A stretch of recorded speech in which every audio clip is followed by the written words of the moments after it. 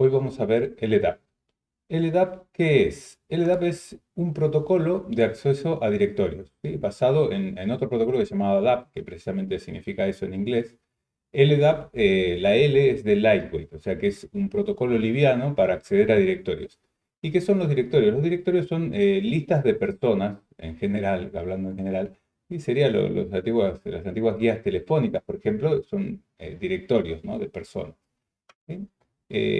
DAP estaba homologado o estandarizado como un protocolo que se llama X500 y ese protocolo era muy complejo. Entonces se hizo como un subconjunto de ese protocolo y se creó LDAP. LDAP es un estándar por el IETF y utiliza TCP/IP en lugar de la capa de protocolo SOSI que usaba el X500. Entonces es un protocolo más simple, más liviano y que vamos a ver después cómo lo podemos implementar. ¿Sí? ¿Cómo es la arquitectura de un servidor de LDAP, ¿no?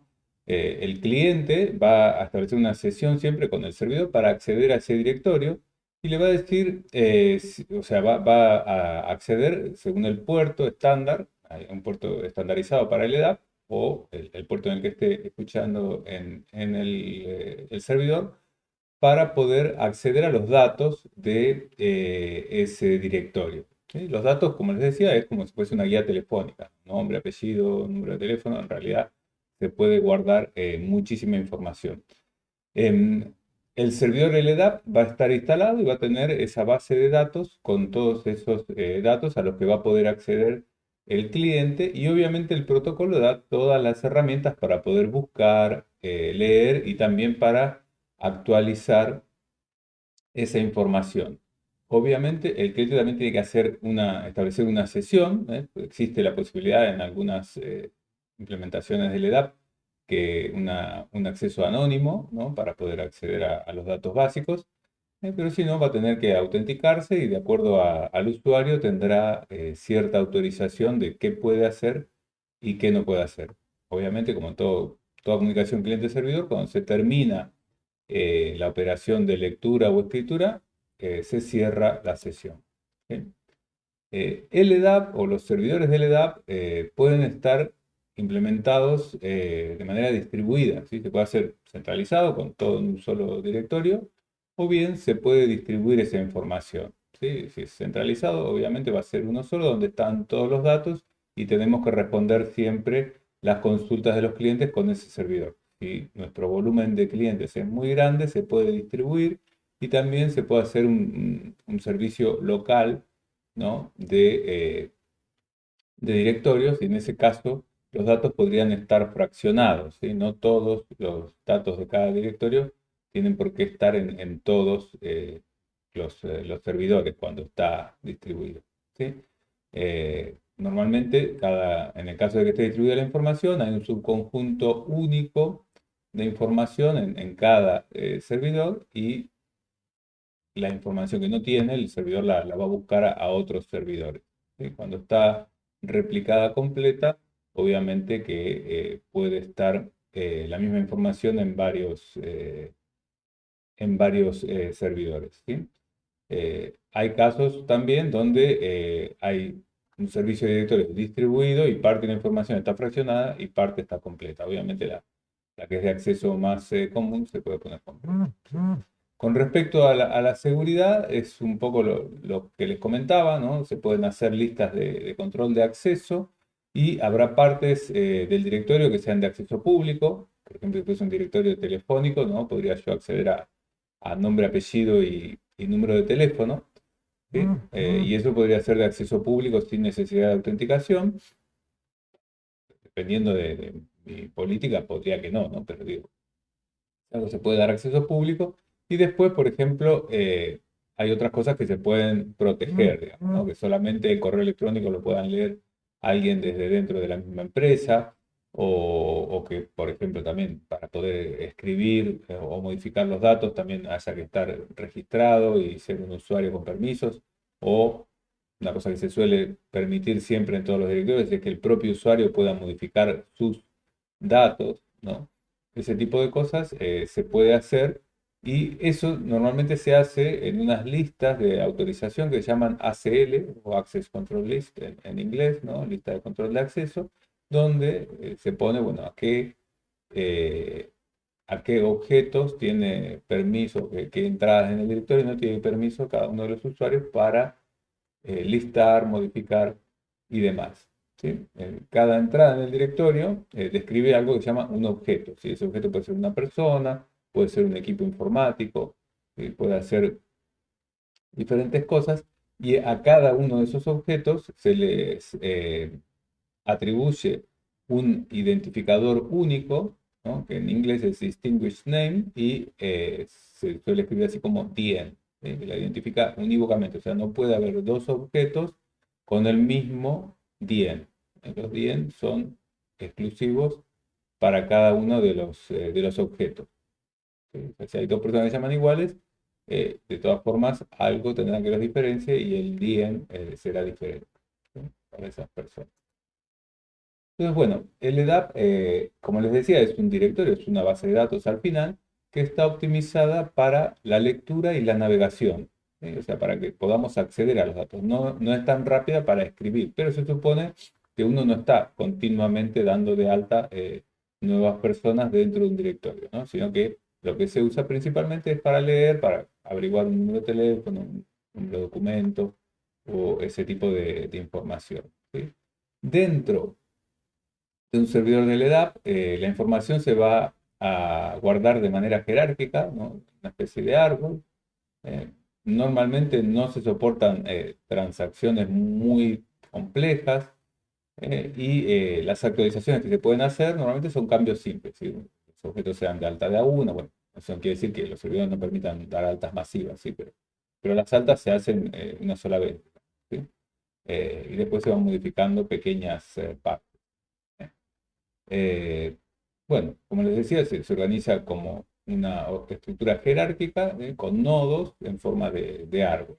En cada entrada va a tener una serie de atributos y esos atributos pueden cambiar de acuerdo al esquema, ¿sí? Que yo le dé a mi base de datos. Van a ver que hay un esquema, por ejemplo, estándar, que es el que se suele usar para usuarios de sistemas tipo Unix, POSIX. Entonces, eso va a traer ya aparejado que vamos a tener una serie de datos para cada uno de los objetos. ¿Sí? Esos datos, ¿cuáles suelen ser? Van a ser, por ejemplo, palabras mnemotécnicas como UID, identificador de usuario, ¿no? CN como name, la C sola es country, país, ¿no? DC, el componente del dominio, bueno, se puede poner teléfono, email, sí, hay un montón de palabras mnemotécnicas que nos van a identificar qué datos tengo yo de cada uno de los objetos. ¿Sí? Dependiendo de la clase a la que pertenezca ese objeto, son los datos que va a tener. Por ejemplo, no es lo mismo un objeto persona que un objeto grupo de personas, que un objeto impresora, que un objeto computadora, ¿no? Cada uno va a tener un conjunto de datos diferentes, ¿sí? Las clases se definen mediante archivos de esquema, lo que les decía, dependiendo de el esquema que yo le dé, ¿sí? Va a tener una serie de datos u otro, ¿sí? Y también, como le dije en el anterior, cada nodo va a tener, o sea, cada entrada, digamos, va a tener un nombre único o un DN único.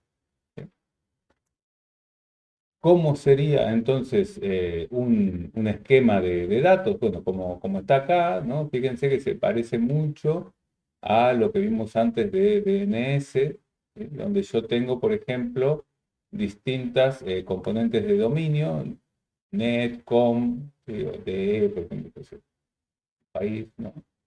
Y después de, por ejemplo, del componente de dominio com, tengo otra componente de dominio que es la organización, en este caso example, porque es un ejemplo. ¿Sí? Y después, dentro de la organización example, tengo dos unidades de organización, ¿sí? Como ser people, que se usa normalmente para los usuarios, y servers, que se va a usar para las máquinas, típicamente. ¿Sí?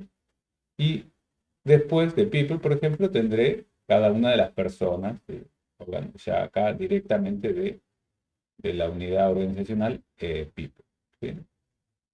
Entonces, ¿cómo quedarían estos datos si yo los listo? ¿Sí? Por ejemplo, acá el DN, para identificar a una persona, se compone de todo esto, ¿sí? De un common name 100, que es John Doe, ¿no? De una componente de dominio que es example y otra componente de dominio que es com. ¿Sí? Si ustedes lo piensan un poco, sería como el correo electrónico, ¿sí? johndoe@ ¿no? arroba example.com. ¿No? Eh, este es el common name, por lo tanto no es un UID, ¿no? Que normalmente el correo electrónico se arma más bien con UID. Pero acá el nombre, lo que tiene que ser único es todo esto, ¿sí? John Doe, como 100, ¿sí? Example y com. Si hay otro John Doe, no va a poder pertenecer a example.com. Si hay otro John Doe en la misma organización, no vamos a poder ponerle John Doe, tenemos que poner Doe John o ponerle John Doe segundo o algo así, ¿sí? Pero no se puede tener el mismo día. ¿Sí? Entonces, bueno, después eso se puede ya, este dato o este objeto John Doe example.com tiene todos estos datos. ¿Sí? 100 John Doe, given name John, surname, que es el apellido, ¿no? Doe. Sí, puede tener varios números de teléfono, por ejemplo, asociados, mail, email, depende cómo sea el esquema, se va a llamar así. ¿Sí? Por ejemplo, podríamos tener manager, que sería su jefe, ¿eh? Que también tiene un DN, que es Bárbara Doe, example.com, y después la clase de objetos, ¿sí? Es un init or person, organizational person, person, todo, pertenece a estas cuatro clases de objetos. Y así se van a ir dando de alta los distintos objetos dentro de esta base de datos LDAP, que se puede acceder después de los clientes. ¿Sí? Implementaciones de servidores de LDAP hay un montón. ¿Eh? Eh, Nosotros vamos a ver OpenLDAP, que es abierto y que es el que yo más he utilizado. Pero bueno, la más común por ahí es Active Directory de Microsoft, que es la que se integra con todas las aplicaciones de Microsoft. Pero también había, bueno, NetIQ y Directory, Oracle tiene su Directory Server, IBM tiene su Security Directory Server, Apache tiene también un Directory Server que es open source, que pueden mirar, de Apache Directory, es un servidor de LDAP que también se puede instalar y se puede utilizar. También existe uno de la parte de Red Hat que se llama 389 Directory Server, que está dentro del proyecto de Fedora. También tiene su página en que se puede ver. Bueno, port 389.org. En realidad, el enlace nos envía acá. Que ven que están bien mantenidos y actualizados, o sea que son todos proyectos que siguen funcionando. Bueno, el de Red Hat propiamente dicho, y después OpenLDAP, que es el que yo siempre he utilizado, es un servidor bueno, en realidad el proyecto OpenLDAP tiene todo, tiene servidor y cliente, pero bueno, cuando digo OpenLDAP me refiero principalmente a el servidor que es este, ¿no? El demonio de el DAP, que es el SLAPT, este es el servidor. Bueno, es un servidor standalone que se puede instalar y funciona muy bien. Bueno, escuchan los servidores de LDAP en el puerto 389, ¿no? Por eso el de Fedora se llama 389. Pero básicamente estas son las implementaciones que hay.